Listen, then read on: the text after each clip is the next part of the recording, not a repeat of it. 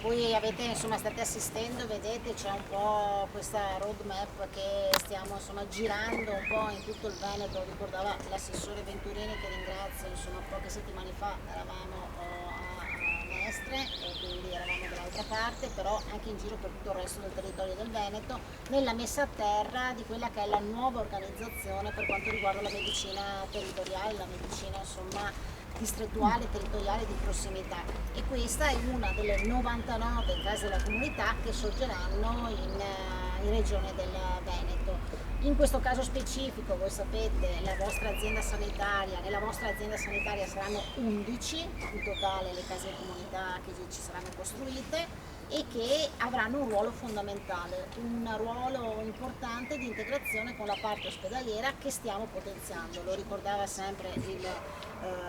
l'assessore, sia per quanto riguarda Venezia città, sia per quanto riguarda l'Angelo, quindi l'ospedale hub di questa azienda sanitaria, sia per quanto riguarda anche gli altri ospedali, quindi Delio, Milano e tutto il resto, quindi, e Chioggia. E quindi è veramente un investimento continuo sia sulle strutture ospedaliere legate appunto all'efficientamento, legate alle nuove tecnologie, legate insomma a tutti quelli che sono oggi sempre alzare l'asticella per quanto riguarda la qualità, ma con un focus legato anche ai fondi PNR, come ricordavamo, al territorio. E le case della comunità avranno questa funzione di collegamento rispetto all'ospedale e soprattutto di presa in carico delle persone, della fragilità, dell'invecchiamento della popolazione, dell'essere vicini, e quindi sono dei luoghi di salute vero e proprio. Il fatto, io credo, che in molti casi, come nel caso specifico, siano anche ristrutturazioni di altri luoghi sociali, una scuola per esempio, e in molti casi sono scuole dismesse e che oggi non funzionano più, quindi in tante parti del Veneto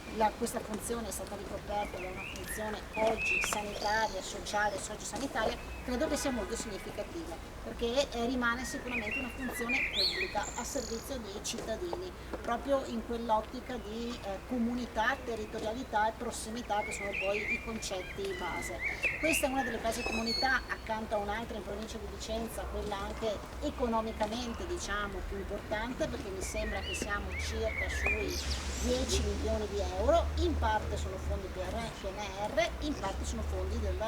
Fondo Sanitario Regionale, quindi non sono tutti fondi che arrivano dal PNR missione 6, ma sono fondi che arrivano anche dal Fondo Sanitario Regionale, e avrà anche una dimensione importante, quindi potranno trovare spazio sicuramente, oltre a tutti i servizi, insomma, che oggi sono un po' dislocati, quindi anche in un'ottica di razionalizzazione, ma io non parlo solo di razionalizzazione, parlo di efficienza e anche chiaramente di accessibilità migliore per il cittadino e per l'utente, anche tanti servizi, insomma, che oggi sono un po' dislocati, e un ruolo principale su cui stiamo costruendo tramite dei tavoli, insomma, preposti, sarà tutto quello legato anche alla medicina territoriale, con i medici di famiglia, con il ruolo che avranno all'interno di queste strutture. Credo che diventi fondamentale proprio nel poter dare dei luoghi di salute sempre più vicino alla popolazione, una popolazione fragile, una popolazione, sappiamo oggi, che ha bisogno di una presa in carico continuativa, sempre più vicino al proprio domicilio, quindi questo è l'obiettivo principale. La scadenza, voi sapete, una scadenza dettata da quelli che sono i vincoli PNRR. Devo dire che il Veneto, le aziende sanitarie, quindi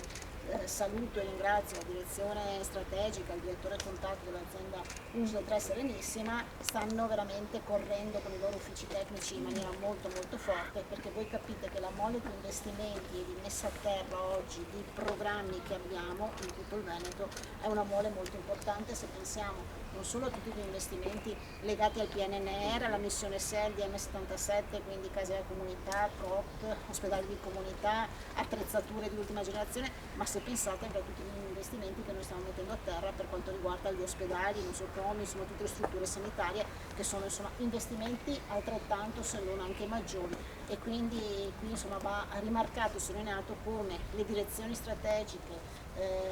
delle nostre aziende sanitarie e gli uffici tecnici insomma stiamo facendo effettivamente un grande lavoro. Io mi auguro insomma che questi diventino dei presidi di salute, dove il cittadino poi sa di potersi rivolgere, e sa anche di potersi rivolgere trovando un collegamento anche con la parte sociale del comune, perché questo è anche uno dei fini ultimi che hanno queste strutture. ossia che in un luogo fisico unico il cittadino, l'utente, la persona fragile possa trovare tutte le risposte e quindi agevolare anche il cittadino sotto questo punto di vista. Grazie Assessore. A questo punto possiamo dare la parola ai tecnici.